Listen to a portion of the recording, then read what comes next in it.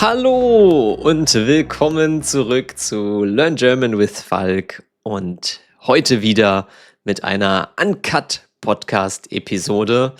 Und ja, worüber wollen wir heute sprechen? Wir sprechen heute über Bücher. Mal wieder.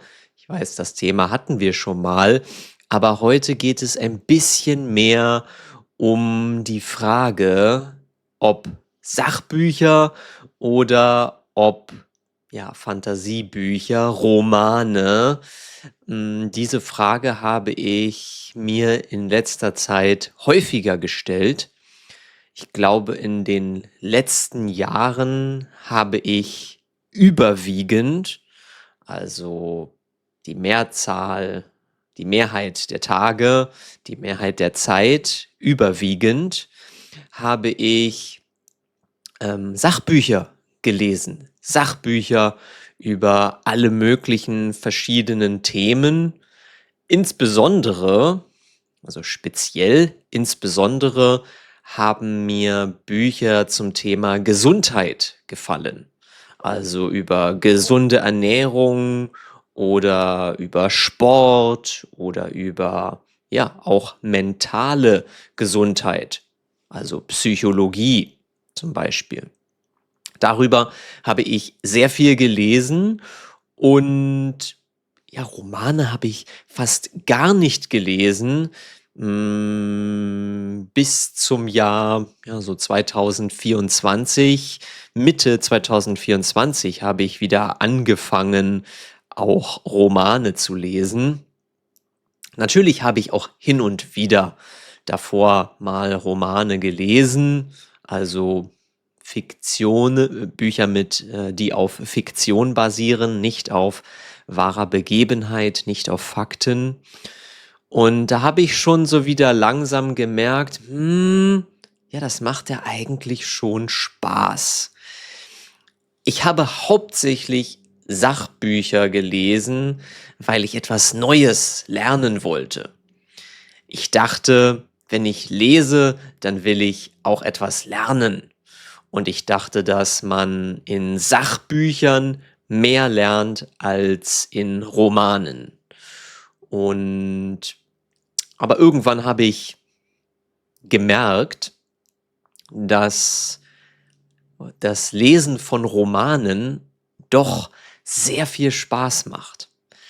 Also ich habe zum Beispiel wieder erst klassische Romane, klassische Werke gelesen, zum Beispiel von Hermann Hesse. Das ist ein bekannter deutscher Autor, den ich dir auch empfehlen kann. Es ist ein bisschen schwierig natürlich, aber es ist klassische Literatur, gute Literatur. Und wenn dich das interessiert, dann google mal den Namen Hermann Hesse. Er hat viele gute Bücher geschrieben. Oder auch andere Klassiker wie zum Beispiel Der Alchemist von Paulo Coelho. Und ich habe gemerkt, dieses Romanenlesen macht doch Spaß. Und außerdem, es gibt doch viel zu lernen aus solchen Romanen.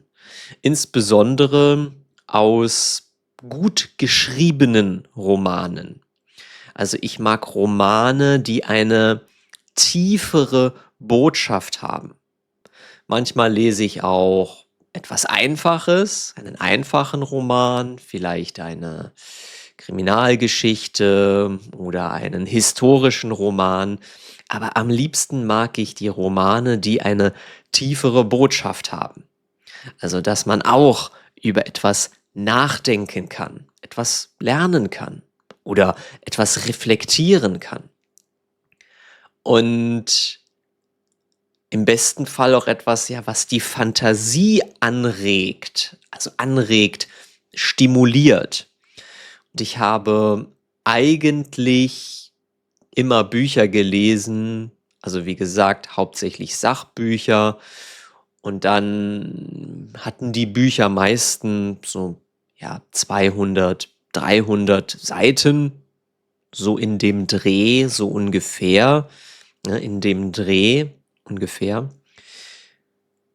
Und dann habe ich bei manchen Büchern, auch Sachbüchern, gemerkt, so nach 300 oder 400 Seiten, selbst wenn mich das Thema interessiert hat, habe ich gemerkt, so, das ist halt doch ein bisschen zu viel Information, ist ein bisschen trocken, also nicht spannend genug, nicht lebendig, es ist ein bisschen trocken, sagen wir. Zum Beispiel habe ich die Biografie von Berlin gelesen und das ist ein Buch, natürlich ein Sachbuch und es hat über 1000 Seiten, glaube ich. Und manchmal war es ein bisschen langweilig. Es gab zu viele Details und es war sehr trocken. Und dann habe ich das Buch, glaube ich, nach 600 oder 700 Seiten, ja, zur Seite gelegt. Ich habe es zur Seite gelegt, ich habe es nicht weitergelesen. Ich habe gesagt, nee, das macht mir keinen Spaß. Ich habe zwar Interesse an Berlin und seiner Geschichte, aber ich habe jetzt genug zu diesem Thema gelesen. Wohingegen, also als Kontrast, habe ich vor kurzem einen Roman gelesen von Walter Mörs. Das ist übrigens auch ein ganz toller deutscher Autor mit vielen fantastischen Romanen. Und auch dieser Roman hatte, ich glaube, 780 oder knapp 800 Seiten. Und diesen Roman habe ich sehr schnell durchgelesen. Ich würde lügen, wenn ich sagen würde, es war von der ersten bis zur letzten Seite spannend. Das war es nicht. Es gab auch ein paar trockene Passagen oder vielleicht ein bisschen monotonere Passagen, aber das ist ja normal. Dennoch habe ich den Roman sehr schnell durchgelesen, also zu Ende gelesen, durchgelesen. Und ja, ich war sehr fasziniert und dieser Roman hatte auch tiefere Botschaften. Er hatte etwas sehr Lebendiges und er hat mich mitgerissen. Der Roman hat mich mitgerissen, das heißt, ich war voll in dieser Geschichte. Ich wollte immer wissen, wie es weitergeht. Ich wollte wissen, wie die Geschichte weitergeht. Was kommt als nächstes? Ich konnte das Buch kaum aus der Hand nehmen. Ich wollte immer weiterlesen. Und deshalb habe ich das Buch sehr schnell durchgelesen. Und es war nicht ganz einfach. Es war sprachlich auch anspruchsvoll. Also es gab auch gut geschriebene Passagen. Und 780 Seiten habe ich, wie gesagt, sehr schnell gelesen. Und das hat mich doch überrascht. Und ich dachte, wow, früher habe ich nie so viele Seiten gelesen bei den Sachbüchern, beziehungsweise ich musste mich sehr quälen. Ich musste mich sehr motivieren, sehr pushen, es weiterzulesen, das Buch. Bei diesem Roman war es das genaue Gegenteil. Ich konnte das Buch, wie gesagt, nicht aus der Hand legen. Ich konnte nicht aufhören zu lesen. Und gerade auch vor dem Schlafengehen, das ist eine Zeit, zu der ich sehr gerne lese. Also abends, im Bett natürlich auch, aber manchmal auch noch davor in meinem bequemen Stuhl und dann trinke ich noch einen Tee und lese ein bisschen.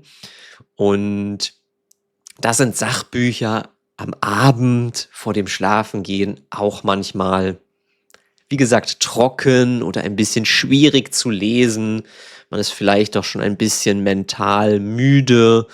Und ein Roman dagegen ist ja nochmal ein bisschen, vielleicht, er kann entspannend sein, aber er kann auch unterhaltsam sein, positiv. Er sollte nicht zu aufregend sein, weil dann kann man nicht schlafen, weil man immer weiterlesen möchte. Aber so ein bisschen eine schöne Geschichte, sowas vor dem Schlafen zu lesen, finde ich auch immer sehr, sehr schön. Ich habe auch eine Zeit lang die Geschichten der Gebrüder Grimm abends vor dem Schlafengehen gelesen. Das kann ich dir auch sehr empfehlen. Immer eine Geschichte.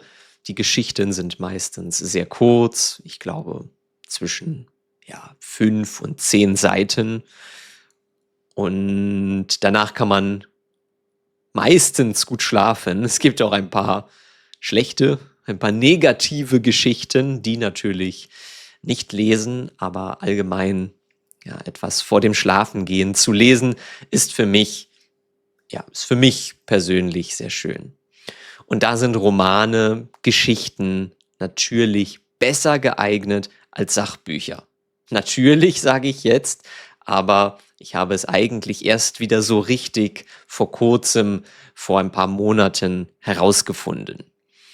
Und ich versuche aber trotzdem beides. Also ich lese auch weiterhin gerne Sachbücher, nur nicht nur. Ich mache jetzt eine Art Kombination.